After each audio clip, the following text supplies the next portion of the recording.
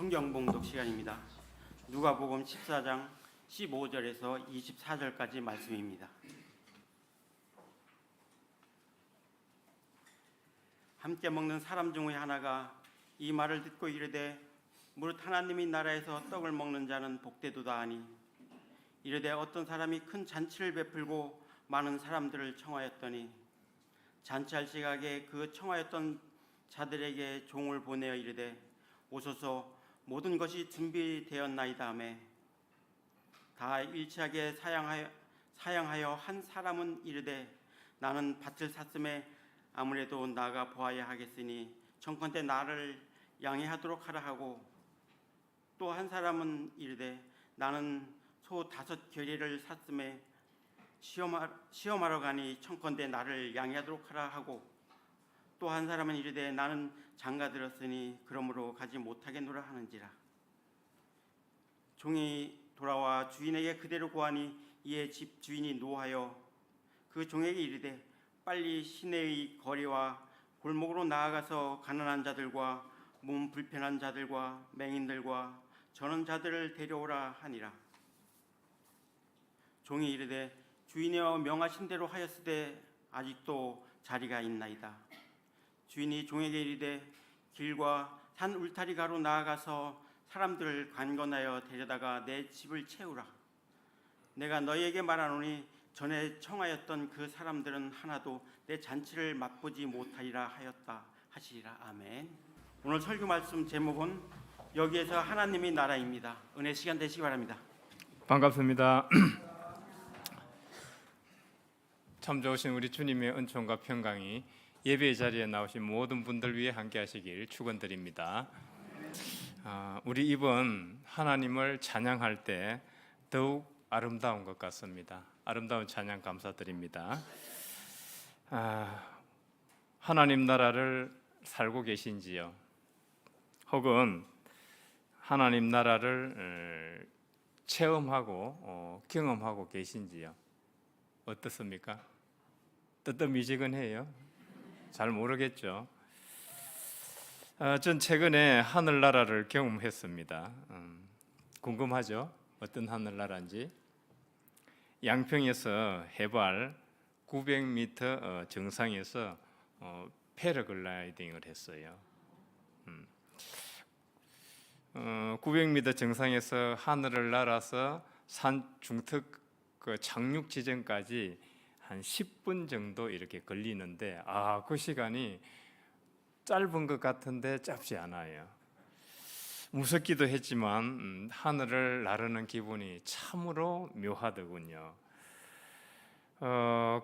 그 정상에서 패러글라이딩을 타고 내려오는 그 기분이 말로 형용하기는 참으로 어렵습니다. 그 창공에서 아래를 이렇게 바라볼 때 그 느낌이 참으로 말로 표현하기는 어려워요. 새들이 공중에 떠서 높은 데서 떠서 아래를 바라볼 때 조감할 때 이런 기분이 아닐까 그런 생각을 해보게 되었는데요. 처음엔 무서웠지만은 갈수록 이제 그 경이로움에 놀라움에 이제 그 두려움은 사라지게 됩니다. 사라지게 되고 또 특히 그 베테랑 파일럿이 제 혼자 타는 게 아니고 베테랑 파일럿이 뒤에서 이렇게 조정을 해주죠. 그 이제 타면서 대화를 하는데 자기는 30년간 그걸 했다고 그래요. 그러니까 전혀 뭐 걱정할 게 없는 거죠. 그러니까 이제 두려움이 오히려 놀라움과 경이로 이제 바뀌게 되는 거죠. 그래서 우리가 살면서 힘들고 두렵고 불안한 일과 자주 만납니다. 그럴 때마다 우리는 내가 혼자라고 생각하는데 우리 뒤에서 그렇게 베테랑 파일럿 하나님께서 같이 잡아주고 계시고 조정해주고 계신다고 믿는다면은 우리는 그 어려운 일을 만나도 긍정적인 관점으로 내일을 바라보게 될 것입니다. 그죠? 그렇게 해보면 얼마나 좋을까 그런 생각을 하게 되고요. 패러글라이딩을 타고 이제 산 정상에서 중간쯤 내려오니까 그 베테랑 파일럿이 제가 조정할 기회를 줘요. 그래서 이렇게 저렇게 해보라고 그래요. 해보니까 처음 하니까 어색하죠. 어색하는데 제가 이제 잘못 이게 하니까 당장 그걸 이제 바로 뒤에서 잡아주더라고요. 잡아주는데 우리 삶도 마찬가지라고 생각합니다. 우리 뒤에서 보이지 않는 하나님께서 우리 베테랑 파일럿이 딱 우리를 이렇게 잡고 계시고, 또 우리가 실수를 하더라도 그 실수를 잘못을 또 하나님께서 조정하셔서 우리가 바른 길을 또 가게 해 주신다는 그런 믿음들을 가지고 우리가 우리 삶을 대하고 우리가 만나는 다양한 일들을 대한다면은 우리가 좀 더 우리 삶을 보다 의미 있게 풍성하게 긍정적인 관점으로 볼 수 있지 않을까, 그런 생각을 해보게 되었습니다. 고난의 한복판에서 지금 힘들어하고 있는 성도님들, 비록 우리 눈으로는 보이지 않지만은 긍정의 눈으로 하나님께서 그 우리 뒤에서 조정하고 계시고 지켜주고 계시다는 그런 믿음을 가지고 지금 현재 부닥치는 문제를 바라본다면은 보다 쉽게, 보다 편안하게 넘어갈 수 있지 않을까, 그런 생각을 했습니다. 오늘 본문에서 예수님은 하나님 나라를 잔치에 비유하고 있습니다. 잔치 그러면 무엇이 떠오릅니까? 여기 이제 청년 이하는 잘 모르실 수도 있는데요. 제가 어릴 때 그 잔치 기억을 떠올려 보면은 동네 어느 집에 이제 잔치가 생기잖아요. 그러면은 이 어린 마음에 일단 음식이 풍성해요. 먹을 것이 엄청 많아. 그때는 그 잔치집에 가면은 뭐 동네 사람이 다 가니까, 초대돼서 가니까 다 먹을 것을 많이 줍니다. 그러니까 그때는 뭐 먹을 것이 부족한 때라 뭐 먹을 게 많으면 좋죠. 그래서 뭐 옆에 전도 굽고 고기도 굽고 멍석을 깔아서 이제 손님 받을 준비를 하는데, 그러면 어린 마음에 막 설레요. 설레서 이제 언제 가서 이제 먹나. 아이들은 상당히 즐거운 시간이죠. 그렇게 해서 이제 시간이 무르익어서 사람들이 이제 잔치 자리에 다 초대되게 되면 그 멍석을 깔고 막 군데군데 모여 앉아서 그렇게 둘러 앉아서 그 풍성한 잔치 음식을 먹고 대화를 나누고 합니다. 어때요? 그때 사람들이 다 즐거워해요. 시기질도 하지 않죠. 그 자리에서는 먹고 마시고 즐거움을 나누고 기쁩니다. 그래서 연세대 심리학과 교수 서운국 교수는 행복은 사랑하는 사람과 같이 음식을 먹는 것과 같다, 이런 표현을 했는데, 그와 같은 모습이 잔치의 모습, 기쁨과 즐거움의 모습, 하나님 나라의 모습이 아닐까, 그런 생각을 해봤는데요. 오늘 예수님은 잔치를 통해서 하나님 나라를 비유하고 있습니다. 그런데 오늘 본문을 자세히 들여다보면은 이 잔치는 세상 잔치와 조금 다릅니다. 다른데 결정적으로 다른 두 가지가 있는데, 한 가지는 초대받은 사람들의 명단이 달라요.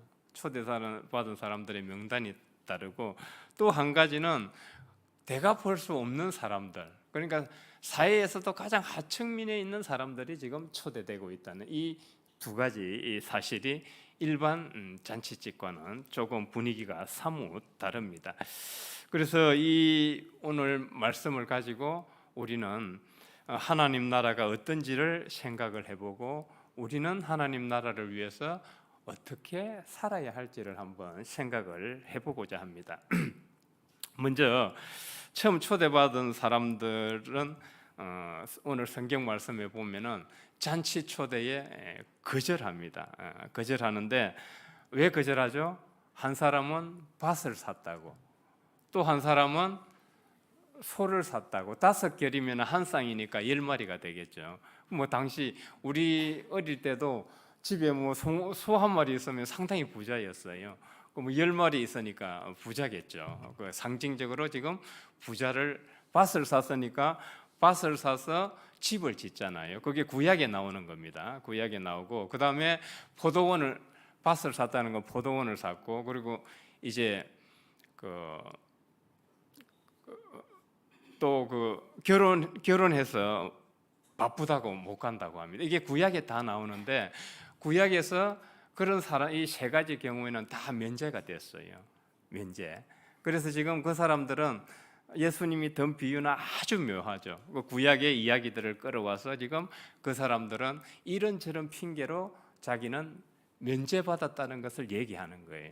그러니까 하나님께서 하나님 나라에 초대했는데 그것도 나는 면제다 안 가려고 하는 거죠. 쉽게 말해서. 그래서 이제 하나님이 주인이 화가 났습니다. 화가 나셔서 그러면은 당장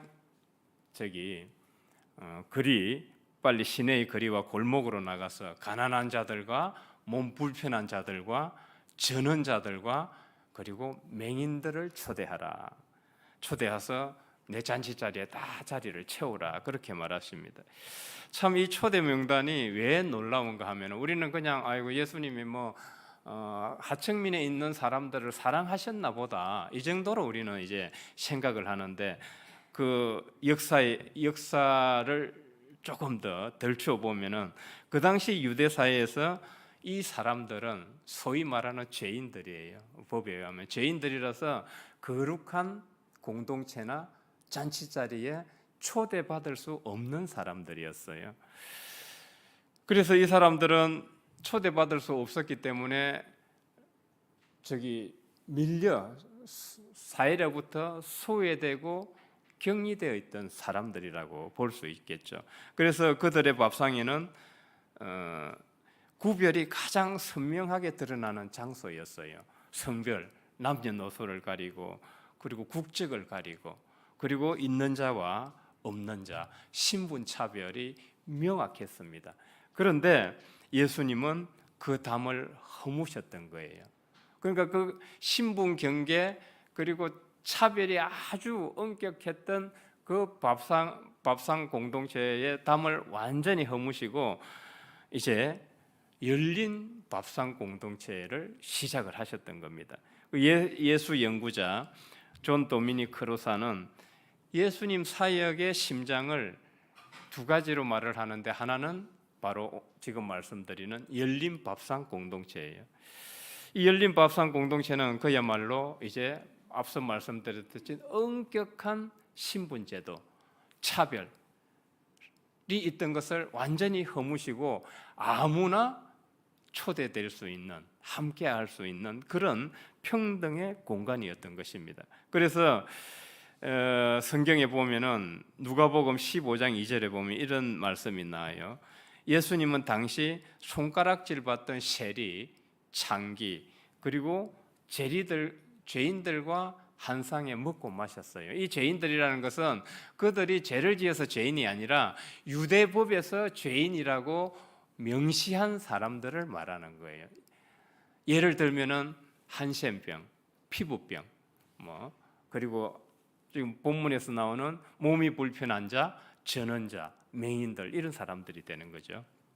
그런데 예수님은 세리와 창기와 죄인들과 먹고 마셨으니까 어떨 것 같아요? 그래서 그들이 수군거려요. 이 예수라는 사람이 죄인을 영접하고 음식을 같이 먹는다고 이제 예수님을 공격을 하는 거죠. 왜 공격을 할까요? 그들이 만들어 놓은 사회 질서를 예수님이 허무셨기 때문에. 그래서 기득권자들에게는 예수님이 가시 같은 존재였다는 거예요. 그래서 예수님의 십자가가 우리의 죄를 위해서 죽으시기도 했지만은 정치적으로 몰려서 죽으셨다고 얘기를 하는 겁니다. 그래서 크루사는 예수님의 열린 밥상 공동체가 그렇게 중요하다고 말합니다. 왜? 하나님 나라의 축소판이기 때문에 평등하고 그리고 신분 차별이 없는 그런 공간이기 때문에. 그래서 하나님 나라에서는 어떤 사람도 배제되지 않는다는 선언이 바로 이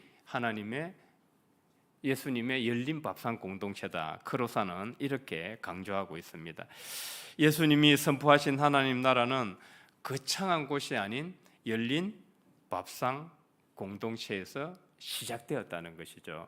아무도 배제하지 않는 밥상, 그리고 초대된 명단을 보면은 갚을 능력이 없는 그런 어려운 사람들이라는 것이죠. 그런 사람들이 초대된 밥상, 그것이 바로 하나님 나라의 축소판이다. 이렇게 이제 선언하고 있는 것입니다. 두 번째로 이제 하나님 나라의 크로산이 드는 특징 중 두 번째 특징이, 하나는 열린 밥상 공동체고 두 번째는 무상의 치유입니다. 우리는 이걸 하나님이 값없이 주시는 은혜다 이렇게 표현하기도 하죠. 그래서 이 14절에 보면은 그들이 갚을 것이 없으므로 내게 복되리니, 그러니까 하나님은 받을 것을 예상하고 주고받고 기브 앤드 테이크가 아닌 거예요. 하나님의 사랑은 그냥 무조건적으로 값없이 주는 은혜입니다. 그래서 하나님 나라의 특징은 무상의 치유다, 무상의 은혜다 이렇게 이제 말을 하고 있는 것입니다. 예수님의 사역에서 무상성이 가장 잘 드러나는 곳이 두 가지예요.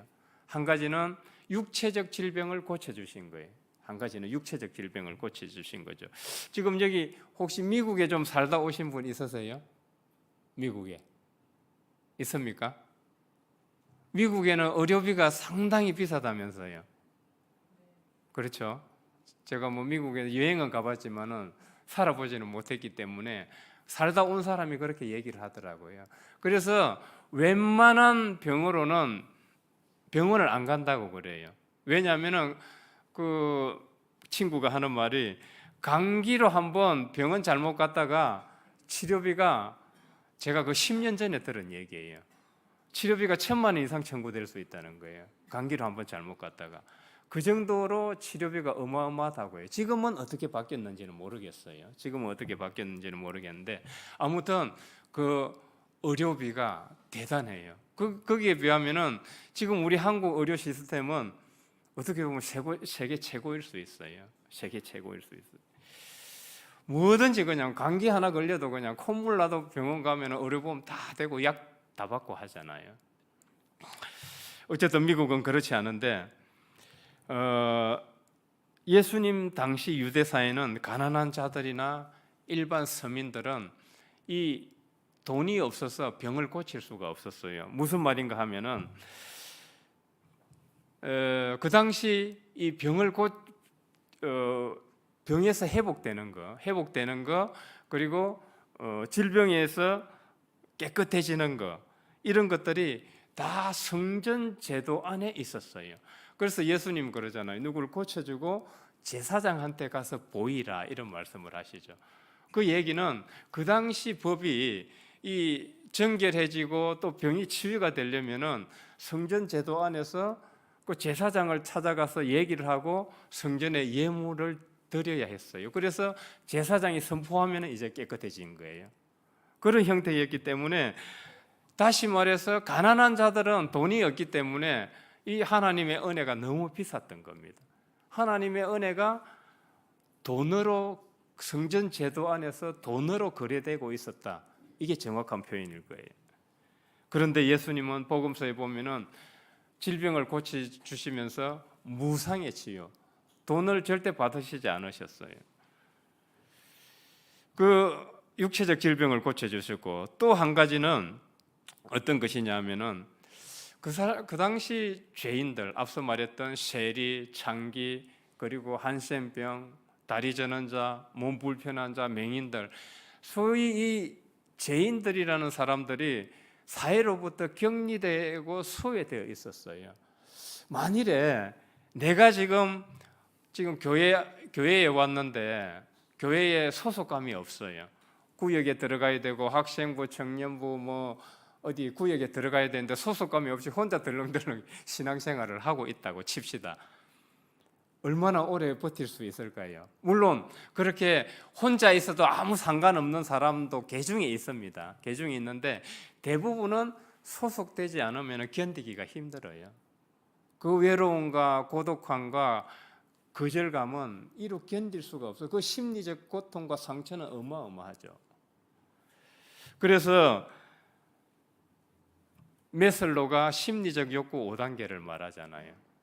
첫 번째 단계가 생리적 욕구, 두 번째는 안전 욕구, 세 번째는 소속 욕구, 세 번째가 소속 욕구, 네 번째는 자기 존중 욕구. 쉽게 말해서 자존심이 자존심 건드리면 안 돼요. 영린을 건드리는 거예요. 아무리 잘못해도 자존심을 건드리면은 잘못한 걸 인정하지 않아요. 그래서 목회자들도 예전 같은 시대에는 잘못한 걸 직접적으로 얘기를 했어요. 그런데 지금은 그렇게 하지 않습니다. 왜요? 뒤에서 목회자를 욕해요. 그래서 목회자도 그 성도들의 영린을 건드리면 안 되는 거예요. 지금 그런 시대가 되었어요. 아무튼 이 자존심의 단계가 네 번째 단계예요. 다섯 번째 단계가 자아실현이에요. 그 중에서 세 번째가 소속감인데, 이 소속감이 해결되어야 이제 자존감이 해결되고 자아실현 단계로 나아갈 수 있다는 거죠. 그렇게 심리학에서도 얘기하듯이 이 사람이 소속감이 없고 배제되고 배척되면은 그 심리적 상처와 정신적 고통은 이루 말할 수 없는 거예요. 그런데 예수님이 그 소외된 죄인들을, 사회에서 격리되고 배제되었던 사람들을 다 불러다가, 열린 밥상 공동체에 불러다가 같이 먹고 마시고 대화하고 나누었어요. 그리고 육체적 질병도 고쳐줬어요, 공짜로. 어땠을 것 같아요? 그렇게 공동체로부터, 사회 공동체로부터 배제되어 있던 사람들이 예수님을 통해서 다시 공동체로 불러들여진 거예요. 심리적 상처, 정신적 고통들이 해결이 되는 겁니다. 해결이 되는 겁니다. 그래서 그들이 하나님 나라를, 하나님 나라가 이거구나, 그동안에 보지 못했던 하나님 나라에 대해서 눈을 뜨게 된 거예요. 우리는 뭐 하나님 나라 그러면은 뭐 추상적으로 저기 죽어서 어디 가는 천국, 내세의 천국, 이쯤으로 생각을 했는데, 그들이 예수님의 그런 열린 밥상 공동체와 무상의 치유를 보면서 하나님 나라가 이런 거구나, 다시 눈을 뜨게 된 거예요. 마커스 보그에 의하면 이게 바로 구원이에요. 이게 바로 구원이에요. 마커스 보그는 예수 연구자의 또 중요한 인물 중에 하나인데, 그는 그래요. 구원이라는 것은 그동안에 보지 못했던 것을 새롭게 보는 것. 그러니까 지금 죄인들은, 그 당시 세리와 창기와 죄인들은 하나님 나라를 보지 못했어요. 그런데 그들이 직접 열린 밥상 공동체에 참여하고 무상의 치유를 경험하면서 하나님 나라가 어떤 것인지를 알게 된 거죠. 눈을 다시 뜨게 된 겁니다. 그래서 마커스 보그는 구원은 받아들여지는 것이라고 얘기를 해요. 이게 무슨 말이냐 하면은, 우리 모두에게 하나님 나라 구원은 지금 주어져 있어요. 선물로. 누구 장로라고 해서, 목사라고 해서 이 두 사람에게만 주는 게 아니라, 특정한 사람에게만 주는 게 아니라 우리 모두에게, 우리가 잘하든 못하든, 우리가 알든 모르든, 깨닫든 깨닫지 못하든 간에 하나님께서는 구원은 모두에게 선물을 지금 다 주셨는데, 구원은 받아들여지는 것이다 그러니까 그 주신 선물을 우리는 받기만 하면 되는 거예요. 받기만 하면. 그런데 왜 못 받죠? 하나님이 주셨는데 지금 받지 못하는 이유는 아직 눈을 뜨지 못하는 거예요. 그래서 구원은 새롭게 눈을 뜨는 것이다. 마커스 보그는 이렇게 표현하고 있는 거죠. 그 죄인과 세리와 창기와 몸 불편한 자들과 전원자들과 맹인들은 열린 밥상 공동체에 참여하면서 비로소 무상의 치유를 받고, 비로소 하나님 나라가 어떤 것이라는 것을 알게 되었던 것입니다. 어떤가요? 우리는 그 잔치의 종으로 부름을 받았습니다. 지금 우리는 신앙생활을 하면서 무엇을 하고 있는지요? 오늘 성경의 말씀을 우리 모두에게 적용한다면은 하나님 나라는 지금 우리 모두에게 주어져 있고 초대장이 발부되었습니다. 그런데 밭을 사서, 소를 사서, 결혼을 해서, 바빠서, 또 다른 개인적인 이유로 인해서 우리 모두에게 허락된 그 하나님 나라의 초대장을 우리 스스로 거부하고 있는지도 모르지요. 다시 한번 말씀드리지만 구원의 여부는 구원은 모두에게 허락되어 있어요. 우리는 그 선물을 받기만 하면 됩니다. 그럼 어떻게 해야 할까요? 하나님 나라의 그 초대장을 기꺼이 받아들이고 참여해서 우리도 예수님이 하셨던 열린 밥상 공동체와 무상의 치유를 나누면 되는 것이에요. 성경적으로 본다면 하나님 나라는 주님이 혼자 이루시는 나라가 아닙니다.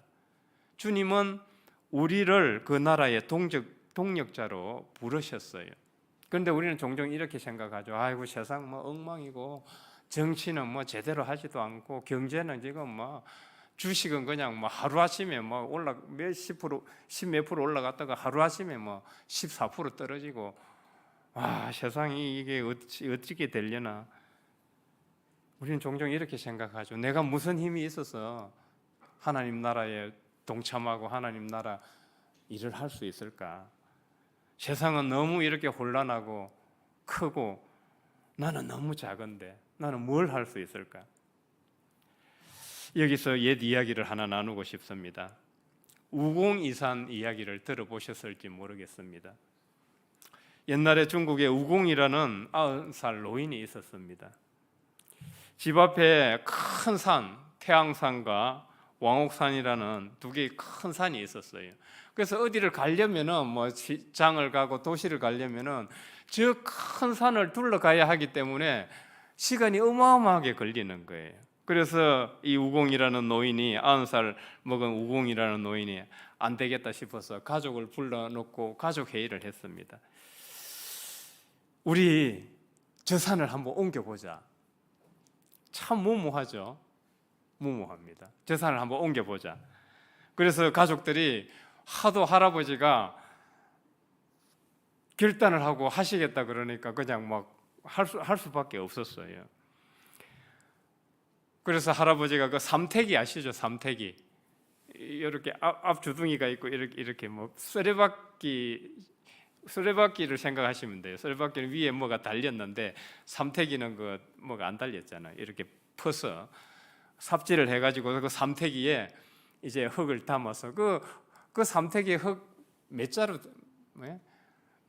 몇 개나 하겠어요. 그 조금을 들고 이제 그 발에까지 가서 버렸어요. 발에 갔다 오는데 한 달, 갔다 오는데 그 삼태기에 조그만 흙을 들고 파서 나르는데 갔다 오는데 한 달.